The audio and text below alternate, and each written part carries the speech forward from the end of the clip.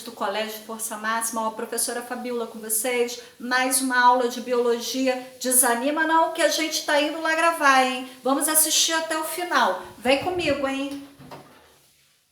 E aí, pessoal, sem demoras, vamos lá para o nosso módulo 8 de Biologia 1, tá? Então, vamos lá? Nesse módulo 8, a gente vai falar de biotecnologia. É um assunto que, mais moderno, já tem alguns anos aí, super em voga essa ideia da biotecnologia.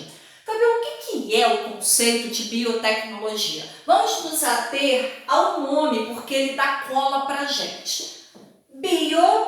Aí você fala, bio do que, Fabiola?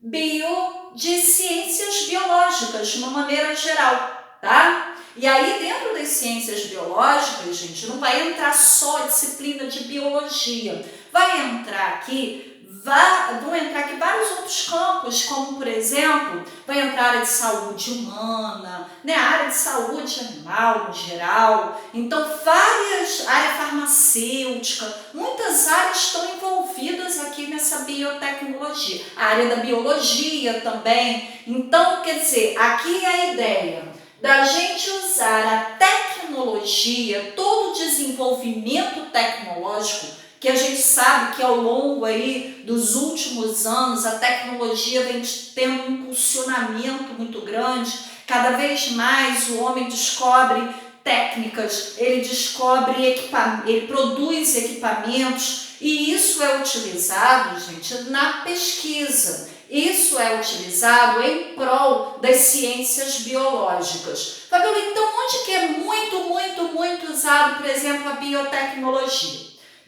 Eu vou citar aqui para você que ela é muito empregada na área de saúde humana. Claro que é sempre um desafio para o homem o quê? Novos medicamentos, aumentar a qualidade de vida, aumentar o tempo de vida. Então, a descoberta de tudo que ele puder em relação à saúde humana vai auxiliar aí o homem. Então, a biotecnologia é amplamente utilizada nisso, gente, que vai desde a descoberta, dos processos de como as doenças acontecem, até que a gente possa estabelecer o quê? Tratamentos, inclusive tratamentos farmacológicos, que são os medicamentos, são desenvolvidos por biotecnologia. É todo um processo. Mas é só na saúde humana? Não, a gente também tem um outro desafio, por exemplo, que também tem a ver com a vida humana, com a melhora da qualidade, com a melhora da vivência do homem nesse ambiente, que é o desafio, por exemplo, da alimentação. A população vai cada vez, aumentando e o homem precisa produzir alimentos para suprir isso.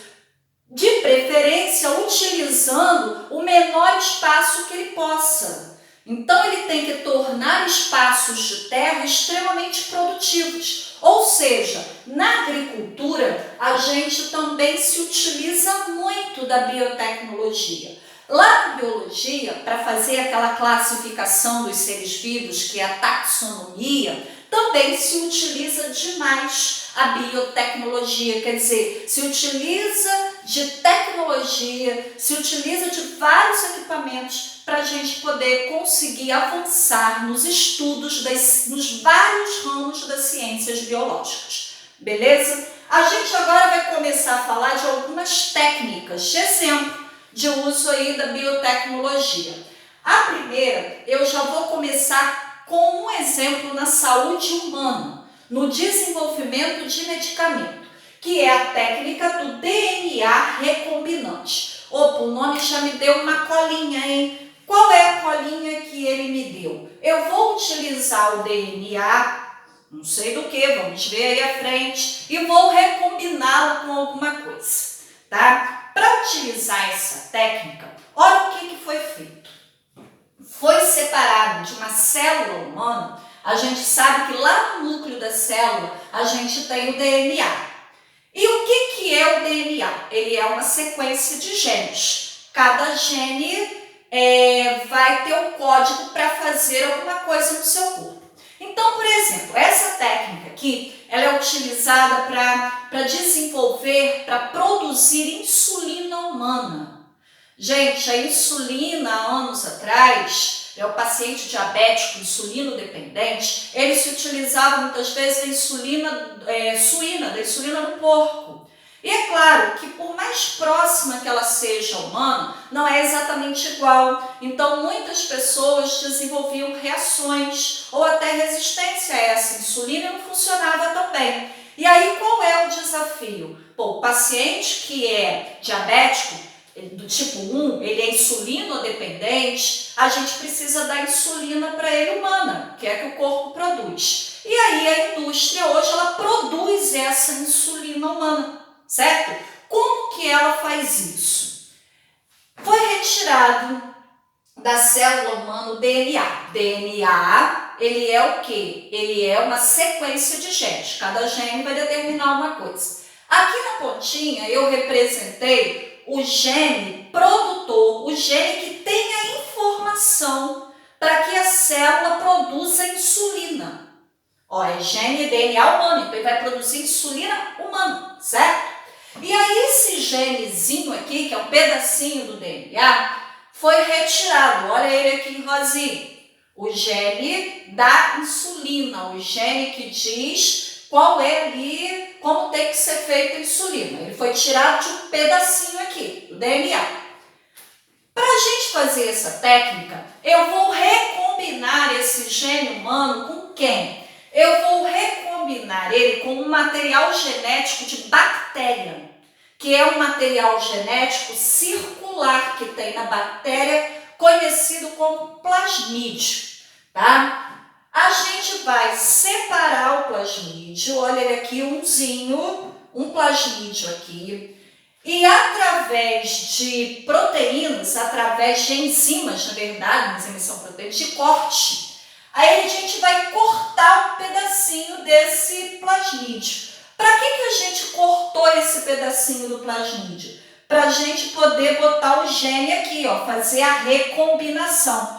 Olha agora a recombinação. Em preto circular o pedacinho aqui, ó, do plasmídio, material genético da bactéria, material circular, com o gene humano, agora aqui preso nele, certo? De novo, a gente vai utilizar aqui enzimas que vão fazer a colagem desse processo aqui. Agora, o que a gente vai fazer com esse plasmídio que foi combinado com o gene humano produtor da insulina? A gente agora vai colocar esse plasmídio em uma bactéria. Então, essa minha bactéria aqui, ela já está com o plasmídio recombinado com o gene humano produtor da insulina. Fabíola, agora eu só tenho uma bactéria. O que eles vão fazer em laboratório? Em laboratório, eles vão fazer a clonagem dessa bactéria, certo? Então, a partir de uma bactéria, aqui eu resumi, tá, gente? Só botei 2. Mas elas vão ali se dividindo, a gente vai clonar muitas e muitas bactérias. O que elas vão ter em comum depois que eu tiver todas essas bactérias clonadas, que serão muitas? Todas elas terão esse plasmídio recombinado, olha aqui em rosinha, com o gene produtor da insulina. E aí o que vai acontecer? Essas bactérias, essa cultura de bactérias, que não serão só 2, serão muitas, elas vão começar a produzir o quê? A insulina humana. Então hoje, a insulina utilizada pelos pacientes diabéticos, ela é uma insulina produzida em laboratório e uma técnica utilizada é essa aqui, do DNA recombinante. Olha um exemplo aí da biotecnologia auxiliando na saúde humana. Vamos para a nossa próxima técnica? Então, gente, vamos continuar. Agora, nossa nova técnica, né, de biotecnologia, que são os transgênicos, quer dizer, modificação gênico de gene, genética. Então, o que são os transgênicos? Eles são seres vivos que foram modificados geneticamente. Como assim, Fabíola? A gente pode transferir genes de uma espécie para outra, entre animais ou entre vegetais. e com isso a gente vai ter agora um ser vivo que, o ser vivo que recebeu esse gene de outro ser vivo, ele será agora um ser geneticamente modificado. E a gente vai utilizar essa manipulação genética, quer dizer, essa troca aí, a introdução de genes de uma espécie em outra, para quê? Quais são os usos disso? Lembra quando eu falei ali, logo ali atrás do uso da biotecnologia? Olha aqui de novo. A gente vai fazer isso para fazer aquelas duas ações que mais são feitas no uso da biotecnologia. Desafio aí da espécie humana, produção de medicamentos, certo? E a gente também vai usar essa técnica dos transgênicos na agricultura, naquela nossa ideia de que precisamos tornar a agricultura cada vez mais viável, sendo feita num espaço menor, mais produtiva possível, com menores perdas possíveis, porque a população está crescendo. Então, também vai ser usada essa técnica para isso. Então, vamos lá? O que a gente usa, por exemplo, na produção de medicamentos? Está aqui um benefício. Existem cabras, né, que recebem gene para produzir uma substância anticoagulante, que é a antitrombina. E aí essa substância anticoagulante, ela poderá ser usada como medicamentos. Isso é um benefício. Fabiola, qual o benefício na agricultura? Tá? Na agricultura, o nosso desafio é modificar determinados vegetais para quê? Para que eles se tornem cada vez mais resistentes a pragas. E com isso você possa ter o mínimo de perda possível da produção daquela plantação. Gente, além disso, é utilizado também dentro dessa indústria aí da agricultura, eu poderia também acrescer ali um outro ponto na indústria alimentícia. Tá? Também são usados produtos transgênicos ali, claro, se eu estou falando de agricultura, vai esbarrar ali em alimentação. Para produção também do quê? Não é só o vegetal ficar mais resistente, a gente pode melhorar aspecto, sabor, se aquela fruta será mais suculenta ou não, se aquela fruta ou aquele legume vai ficar maior ou menor. Então o homem busca se vai ter, por exemplo, menos sementes, o que torna melhor a utilização daquele produto, daquele vegetal. Então a gente pode também mexer para criar ali vegetais para o consumo que tenham um sabor melhor, que sejam maiores, que sejam mais suculentos e assim por diante, tá? Em relação a prejuízos, a gente vai ter que pensar que sempre que eu faço uma modificação genética, eu acabo criando ali alguns prejuízos, né? Por exemplo, um prejuízo seria a questão da monocultura. Então, a monocultura você tira, quando o pessoal planta aí na agricultura, eles começam a plantar somente uma espécie vegetal. E aí você tira a variabilidade de espécies. Isso prejudica ali o ecossistema ali em torno, tá? É um prejuízo que pode aí acontecer. Outro prejuízo que pode acontecer nessa busca aí por ter espécies mais resistentes a pragas, a gente começa a ter que usar mais agrotóxico, certo? E em maior quantidade.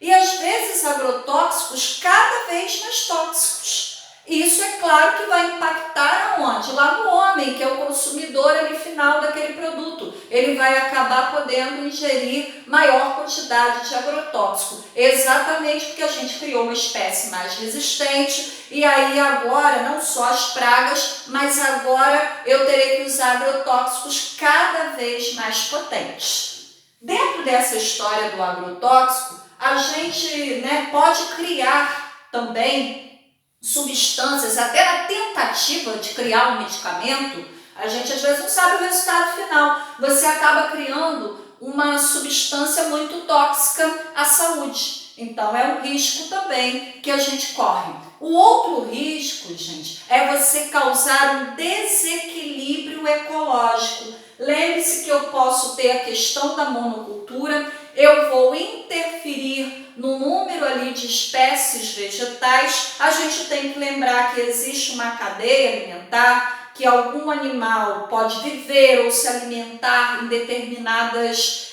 espécies, pode viver ou se alimentar de determinadas espécies vegetais, e eu estou alterando ali toda uma área, todo um ecossistema. Ok? Então, vamos para a nossa próxima técnica, beleza? E aí, pessoal, vamos lá para a nossa próxima técnica, que é a clonagem, tá? Basicamente, você vai ver aí na tua apostila, está no meio do texto, mas se a gente separar bonitinho daí, você vai ver dois tipos de clonagem que tem aí, tá? A gente vai ter a clonagem reprodutiva e a clonagem terapêutica, tá? A clonagem reprodutiva, gente, ela é feita apenas para fins de pesquisa, para fins de conhecimento dos processos de transferência de DNA. Ela recai em muitos dilemas éticos e ela não é permitida. Ela só é permitida para ser feita em pesquisa restrita, e mesmo assim, gente, com muita discussão sobre ética em relação a isso. Então, a clonagem reprodutiva, ela não é utilizada hoje para tratamento de qualquer coisa, porque a clonagem reprodutiva seria você fazer uma cópia idêntica de um ser vivo, tá? Então, por exemplo, a história mais comum sobre isso é a tal da história da ovelha Dolly. Eles conseguiram clonar, fazer a ovelha Dolly, ela é um clone perfeito de uma ovelha, ou seja, 100% do código genético de uma outra ovelha, tá? Ah, Fabio, seria possível se clonar humanos? Gente, isso nem foi tentado em humanos, isso é proibido, esbarra em questões éticas. Já pensou se a gente pudesse, cada um de nós pudesse criar um clone nosso? Então, esbarra em muitas questões éticas. Hoje é usado para a gente entender o processo genético, né? Essa foi a finalidade aí principal. Então, a clonagem reprodutiva, ela é apenas para fins de pesquisa restrito e mesmo assim com muitas discussões éticas em relação a ela. Então, vamos lá para o experimento que foi feito usando a clonagem reprodutiva, quer dizer, vou criar agora um ser vivo que é a cópia de outro já existente. Isso foi feito com ovelhas. Para facilitar a nossa vida, para a gente não ficar fixado no nome das ovelhas em si, a gente vai usar números. Então, aqui eu botei a ovelha 1, cercada aqui de rosinha, a ovelha 2, roxo, ovelha 3, em verde e ovelha 4, tá? Cada ovelha dessas aqui, ovelha 1 e ovelha 2, elas são ovelhas de raças diferentes. Então, é para olhar para elas, o pesquisador vai olhar para elas e ver que elas são diferentes, fenótipo, né? Elas têm características diferentes. Eles vão estudar ali coisas sobre código genético, sobre células. Então, elas serem diferentes vai ser importante para a visualização, para as conclusões lá no resultado final. Então, a gente pegou aqui duas ovelhas, inicialmente, nessa pesquisa, de raças diferentes. Então, elas têm características diferentes. Só para você entender, se fosse cachorro, seria o equivalente a pegar um cachorro, uma fêmea de pastor alemão e uma fêmea de um dálmata. Quer dizer, a gente sabe que são cachorros, são cães, mas eles têm fenótipos totalmente diferentes. E vamos ver o que vai dar no final, beleza? Então, eles pegaram ovelhas de raças diferentes, porque têm características diferentes, e vão agora fazer manipulações genéticas. Essas fêmeas que foram pegas foram o seguinte: eles tiraram da ovelha 1, eles tiraram várias células mamárias, tá? Das glândulas mamárias. Claro que a gente sabe, a gente está falando ali de um animal, então você vai ter em azulzinho a membrana plasmática e aqui em rosa o núcleo, que é onde está o material genético. Dessas células extraídas da ovelha 1, eles pegaram apenas o núcleo. E olha o núcleo aqui em rosinha, só o núcleo. Descartaram o restante. O que eles utilizaram da ovelha 2, né? A ovelha 2, que é de outra raça, eles extraíram da ovelha 2 o óvulo, certo? E aí o óvulo tem também o seu núcleo. Eu coloquei aqui o citoplasma do óvulo em pretinho para a gente diferenciar, tá? Então, o citoplasma aqui e o núcleo. Olha o que eles fizeram, removeram o núcleo do óvulo. Então, aqui, o que eu estou vendo aqui? Ó? Eu estou vendo um óvulo sem núcleo, quer dizer, um óvulo anuclear. Agora, olha o que eles fizeram. Eles pegaram o núcleo que eles tiraram lá da célula da ovelha 1 e colocaram o núcleo da célula da ovelha 1 lá no óvulo sem núcleo da ovelha 2. E aí me gerou esse óvulo aqui. Fabiola, o que é esse óvulo aqui? Esse óvulo ele tem o citoplasma todo da célula do óvulo da ovelha 2, que é o citoplasma daquela célula. Porém, o núcleo será o núcleo da ovelha 1. Agora, em laboratório, eles estimularam o desenvolvimento desse óvulo, ou seja, multiplicação das suas células, gerando em laboratório um embrião, que é um conjunto de células. Agora, esse embrião formado em laboratório, eles vão ter que, para ele se desenvolver, eles vão ter que plantar esse embrião no útero de alguma ovelha. E aí, gente, eles não usaram nenhuma das duas. Eles pegaram uma ovelha 3, de uma terceira raça, certo? Então, quer dizer, uma ovelha diferente dessas duas. Pegaram uma ovelha de uma outra raça e implantaram esse embrião nessa ovelha 3. Ou seja, onde agora o embrião vai ficar ali no útero dessa ovelha se desenvolvendo durante toda a gestação. Ou seja, a ovelha 3, ela não passa de uma barriga de aluguel, certo? Então, ela contribui ali, doando, vamos dizer, o espaço, o útero dela, para que esse embrião se desenvolva até o momento do parto, até o momento do nascimento. E aí, finalmente, o embrião se desenvolveu, ele agora é um feto, chegou lá no momento do nascimento, e olha quem nasceu, a ovelha 4. Pergunto a vocês, pausa o vídeo agora nesse momento, logo depois da minha pergunta, para você pensar um pouquinho. A ovelha 4, ela é um clone.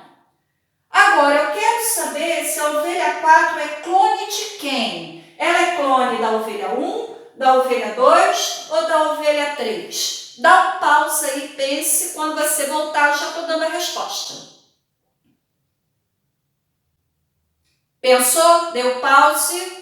E pensou aí? Então, quem respondeu que a ovelha 4 é clone da ovelha 1 está correto. Por isso que aqui eu até coloquei a mesma cor rodeando rosa. Então, a ovelha 4 ela é clone da 1. Fabiola, por quê? O que esse experimento me mostrou? Me mostrou que as características do ser vivo, de fato, absolutamente, elas estão contidas aonde? No núcleo, que é onde tem o DNA. Então, o citoplasma ou o útero da ovelha 3 nada influenciou nas características da ovelha 4. A ovelha 4 é o clone perfeito porque ela tem o material genético, porque ela recebeu o núcleo da ovelha 1. Beleza? Essa seria a ovelha Dolly. A outra técnica de clonagem, essa sim é utilizada, mas não toda, é a clonagem terapêutica. Aqui a gente vai utilizar para tratar, possibilidade de tratar diversas doenças.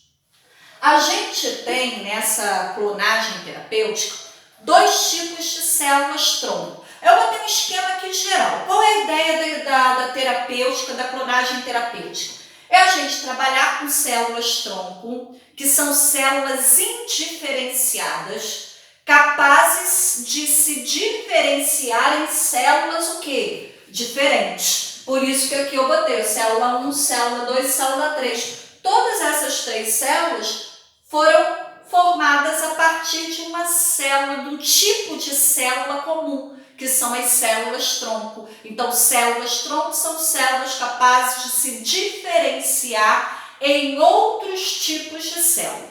Só que aí a gente vai ter 2 tipos de célula-tronco. A gente vai ter as células multipotentes e as células pluripotentes. Essas é que são as mais importantes para a gente aqui.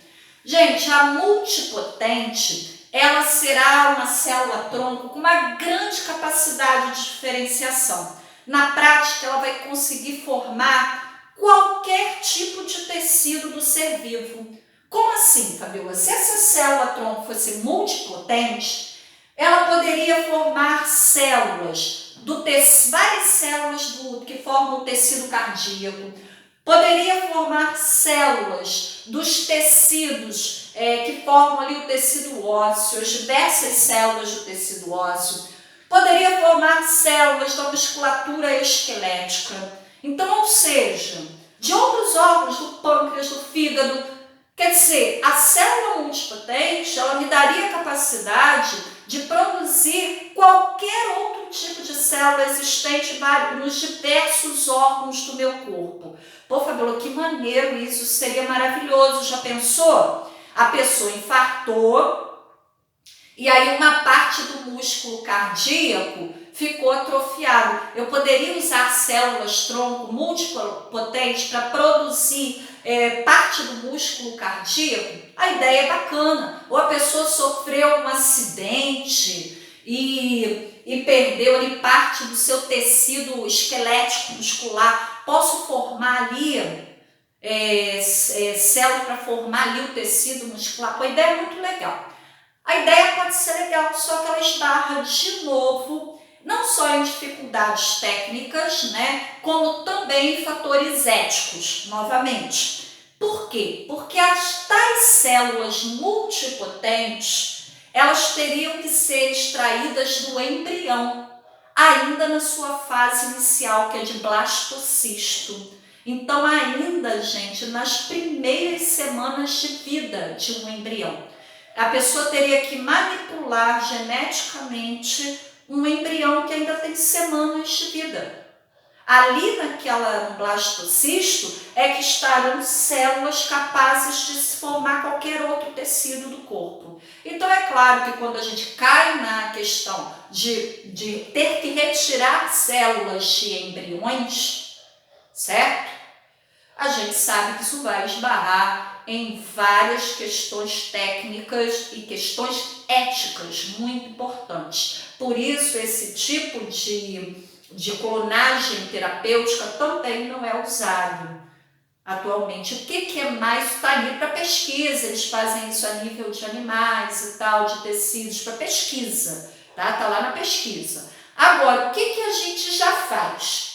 A gente já utiliza, e aí sim, não esbarra em tantos problemas éticos, a clonagem terapêutica utilizando células pluripotentes. O que são células pluripotentes? Alguns tecidos, ela tem um processo de diferenciação um pouquinho limitado. Alguns tecidos, como por exemplo o tecido sanguíneo, ele tem uma taxa de renovação muito rápida. E o tecido sanguíneo, ele tem células-tronco. Mas o que essas células-tronco fazem, Fabiola? Elas só formam células diferentes, mas do tecido sanguíneo.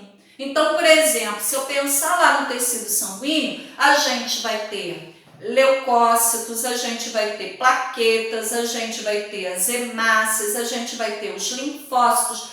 Fabiola, então, a célula-tronco lá do tecido sanguíneo, ela poderia me formar quem? Plaqueta, hemácia, leucócitos.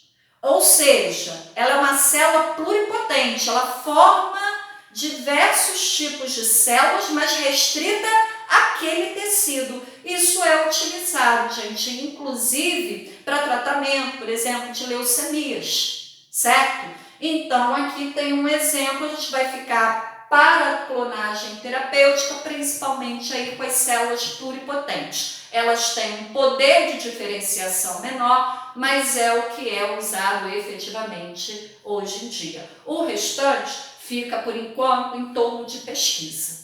Beleza? Vamos então para a nossa próxima técnica para finalizar essa aula. E aí, pessoal, para finalizar nossa aula, vamos para a última técnica, que é a técnica do DNA Fingerprint. O que é isso, gente? O mais conhecido uso disso aí, é o mais frequente, que a gente vê até nos programas de TV, é o tal do teste de paternidade, né? Lembrando que a gente pode ver ali conferir quem são os pais daquela criança, o código genético bate. Sendo que a gente não usa só para isso, a gente também usa esse teste do DNA, quem gosta de filme policial, de suspense, nas investigações. Então eles vão lá, recolhem a cena do tal assassinato, mostras de sangue, e aí eles vão comparar se a amostra de sangue, por exemplo, é da pessoa que foi assassinada ou se tem uma outra amostra de sangue. Aquela outra amostra de sangue, se não for da pessoa assassinada, pode ser de um suspeito. E havendo suspeitos, eles vão comparar para ver se ele esteve na cena do crime, aquele suspeito, certo? Eles fazem isso através de testes de DNA. Outro exemplo que é utilizado é em grandes acidentes, onde você não consegue identificar corpos porque eles estão carbonizados. Por exemplo, um acidente de avião. Como é que a gente vai saber quem são as vítimas? Através do recolhimento de DNA dos restos mortais, comparando-se com algum parente das pessoas que estavam ali naquele voo, certo? Para comparar se aquele resto mortal é daquele parente ali daquela pessoa. Certo? Claro, também quando se acham corpos em estado avançado de decomposição, e identificar se aquele corpo é da pessoa que eles estão suspeitando, ou a partir dali buscar dentro das pessoas desaparecidas que eles tenham as informações de DNA para ver se bate, ok? Então, a gente vai utilizar em várias situações policiais, acidentes, teste de paternidade. Então, vamos lá. Eu peguei como exemplo um teste de paternidade. O que eles fazem nessa técnica do DNA? A gente sabe que DNA é um conjunto, ele é formado de nucleotídeos. Nucleotídeos têm as bases nitrogenadas. Então, lembre-se que é o uso da biotecnologia. Eles têm aparelhos que fazem o quê? Quando a gente pega a amostra do DNA, eles submetem essa amostra a aparelhos que separam essas bases nitrogenadas por um processo chamado de eletroforese.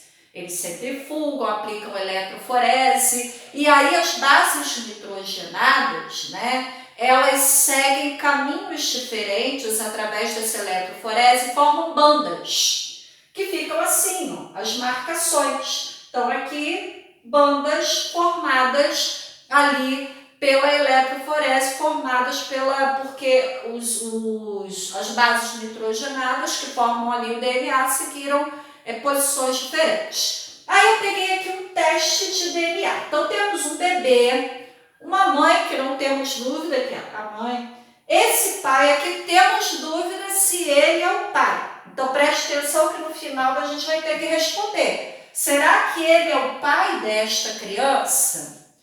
Para ele ser o pai dessa criança, ele tem que ter várias coincidências genéticas. Lembrando que, se esse bebê for filho deles dois, o que tem que acontecer? Metade do código genético da criança é da mãe e metade do código genético da criança do pai. Então, a gente olha o código da criança, a barra formada, e procura no pai e na mãe, se coincide. Então, vamos aqui para a primeira linha. Aqui foi marcado.